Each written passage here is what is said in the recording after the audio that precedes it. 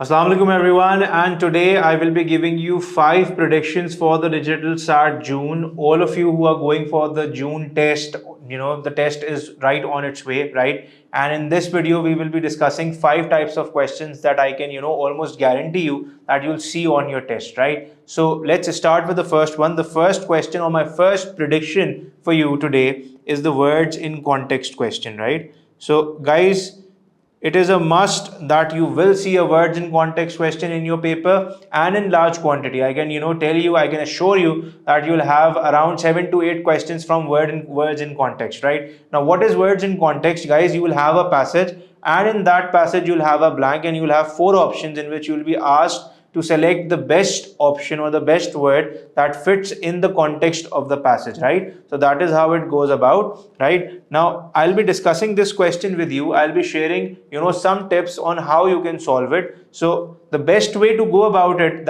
is that you first read the passage, right? And after reading the passage, you understand the type of the word that you need in that passage, right? Once you understand that, you can go on to the options, and you can see which is the word that is nearest to the word that you thought should be a part of that passage, right? That is the best way to go about it. If we read this question, it says, artist Marilyn Dingle's intricate coiled baskets are blank. So we have a blank over here. We don't know the type of the word that should come over here, but the rest of the passage we have to read that and try to figure out the type of the word that should come over here, right? So it says, grass and palmetto palm, following a gula technique that originated in West Africa, Dingle skillfully winds a thin palm frond around the bunch of sweet grass with the help of sewing bone to create the basket's signature look that no factory can reproduce, right? So we are talking about something that no factory can reproduce. So that means that what he's creating is original, and what he's making them by himself, right? That is how it is going about, right? So we have to find a word that means that, right? So if you look at the first word, first blank, it says indicated by. So if I say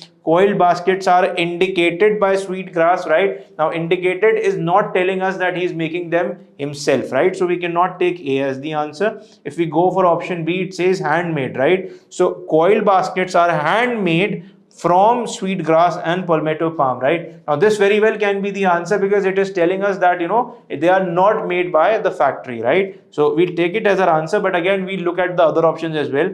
Represented by, again, is not telling you that they are handmade, and collected with is not telling you it's handmade. So you'll go for option B as your answer, and remember, this is the best way to go about it, right? So guys, this was my first prediction, and you'll definitely have this word or this type of question, words in context, on your exam, right? So let's move on. My second prediction for you guys is the cross-text connection question, right? Now, the cross-text connection question is the only question on the digital SAT in which you'll have a couple of passages, right? Or you'll have more than one passage for one question, right? Every question that you talk about, you'll have one passage for one question, right? And you'd have to, read that passage in order to solve that question. But over here in cross-text connection, as the name suggests, that you'll have multiple text or 2 texts, and you'd have to see what is the relationship between those 2 texts and answer as per the question, right? So let's try to solve this question. The first text over here says that public policy researcher Anthony Fowler studied the history of elections in Australia,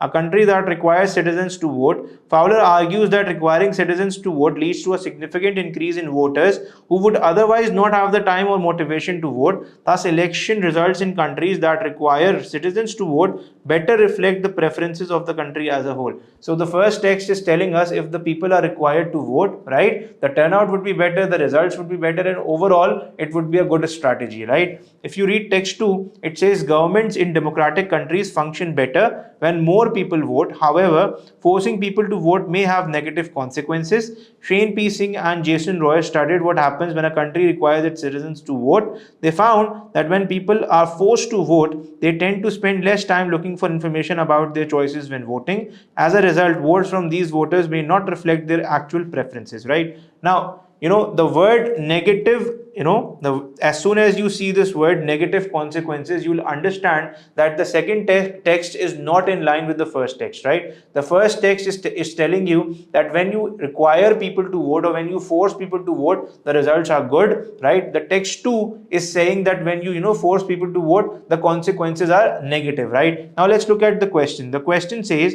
based on the text, how would Singh and Roy in text 2 most likely respond to the research discussed in text 1? So obviously they won't agree to it because they feel that requiring the people to vote will have negative consequences, right? So let's look at the options.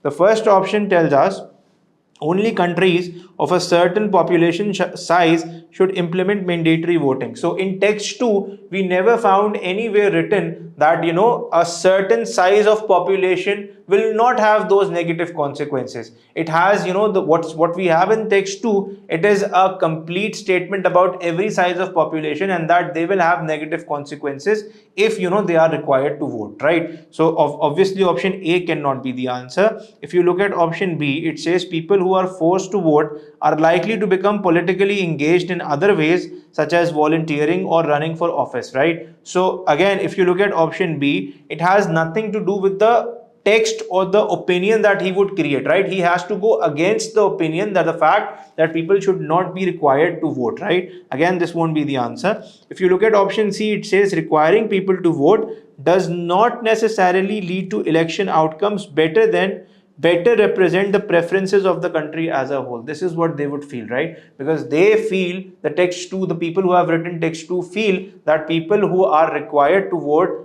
they do not look for the information for the voters, for the people who are running for the office and everything. So that is why it has negative consequences, right? So C over here will be the best answer. And countries that require voting must also make the process of voting easier. Now we have not talked about the process of voting in both the text, so this will be completely irrelevant. So the best answer would be option C. And you have to remember that in the cross text connection questions, guys, you will have questions where you will have two passages. So read the two passages first, look at what the question is asking. It's not always the same what the question asks you, and do as per the question, right? So this is how you have to go. This was my second prediction. Now let's move on to the third one. Guys, this is the third prediction, and the third prediction is the main idea question, right? And you can, expect main idea questions in both the modules, and you'll have maybe a couple of main idea questions in both the modules. Now, what is so special about this question? This question will ask you the primary purpose of the passage, and you have to find an option over here that, discusses or has some idea about the entire passage. Now, why students normally fail to answer this question? Because you'll have options in which you'll have information that is there in the passage, but what you have to remember is that everything that is mentioned in the passage or everything that is there in the passage will not be the primary purpose or the central idea of the passage, right? So that is what you have to remember, right? The main idea will only be the option that discusses or that has the conclusion of the passage, right, around which everything revolves. So after understanding this, we'll read the passage. It says, the following text is adapted from Johanna Cyprie's 1881 novel Heidi, translated by Elizabeth Stock in 1915. 8-year-old Heidi and her friend's grandmother are looking at some illustrated books. Heidi had come and was looking with wondering eyes at splendid pictures in the large books, right? So she was very inspired and she was very motivated to look at them. The grandmama was showing her. Suddenly she screamed aloud, for there on the picture she saw a peaceful flock grazing on green pasture. In the middle a shepherd was standing, leaning on his crook. The setting sun was shedding a golden light over everything. With glowing eyes, Heidi devoured the scene, right? So what they're saying is that she was really interested in what the grandmother was showing her, and she was devouring on the scene. That means she was very inspired by the scene and she was looking at that scene with all of that inspiration, right? So if you move ahead, you have to find an option that talks about the conclusion of the passage, right? And that is that she was really inspired by looking at the picture. If you look at option A, it says Heidi is upset. Now I would stop over here. I would not read the rest of the option, because nowhere in the passage have I found the fact that Heidi was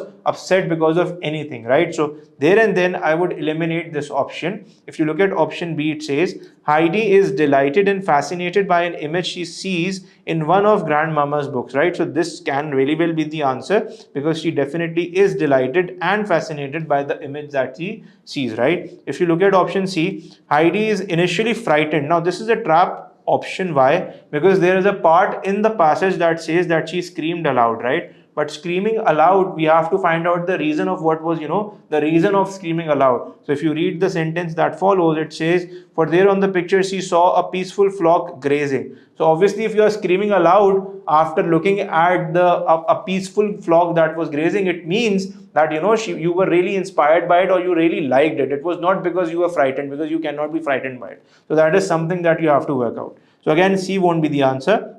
And if you look at option D, it says Heidi is inspecting an image, right? So she was not inspecting, she was really inspired for that, right? So again, the best answer would be B. And again, like I told you, you have to find out an option that, the entire passage is based upon, right? And this is the conclusion of the entire passage, that, she was really inspired by looking at the picture. So this was my third prediction, and you have to really work on these questions, and you'll definitely see the main idea questions on the exam, right? So moving on.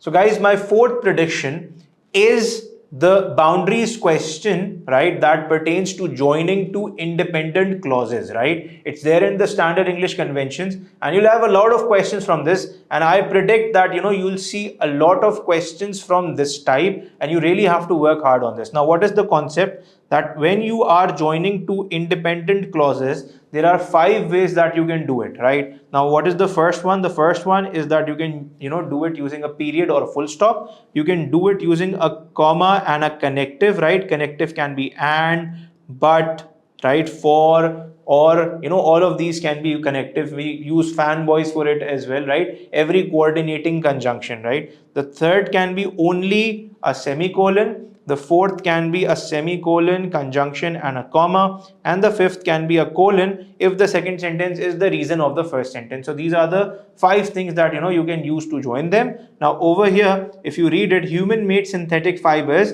used in clothes and many other consumer products are more durable than most natural plant fibers.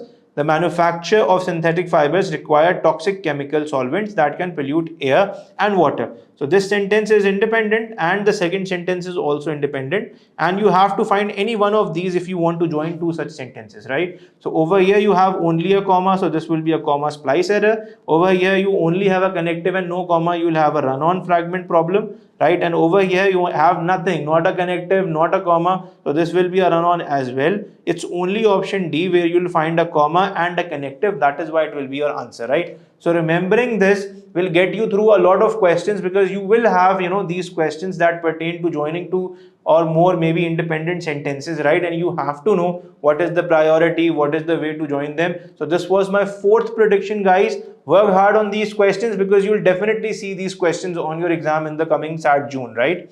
Now let's move on to the final prediction, guys.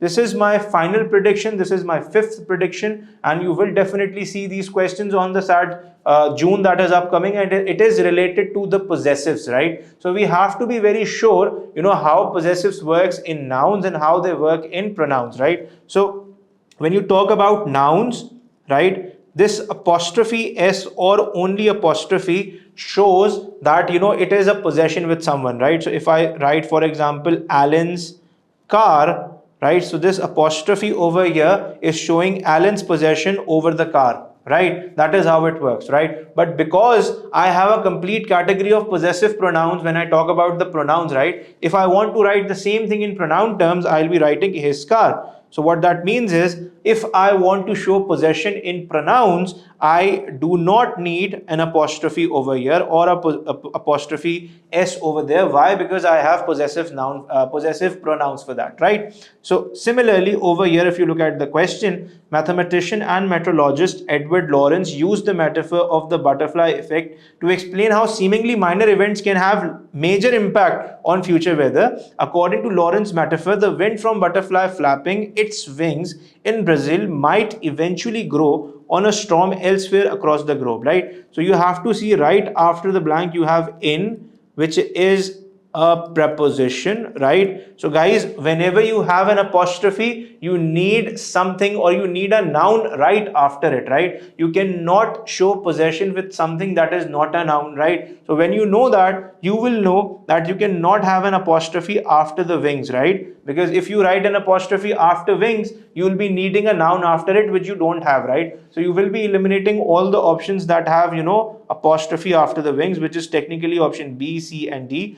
and option A will be your answer. And like I told you, you have a possession of its with the wings, and because it is a pronoun, you don't need an apostrophe s with it, right? So that is how you go with the possessive questions, right? And option A over here will be your answer. So that was my fifth prediction, right? And you will definitely see these questions on your exams, so work hard for it, right? So guys, these were my 5 predictions for the digital SAT June. I hope you guys are practicing really hard, and for everyone who is looking for that 1500, 1550 or that perfect score, I want you guys to prepare really well on for the test and get those perfect scores so that you can go for your university. These were my 5 predictions. I hope it will help you. Thank you so much.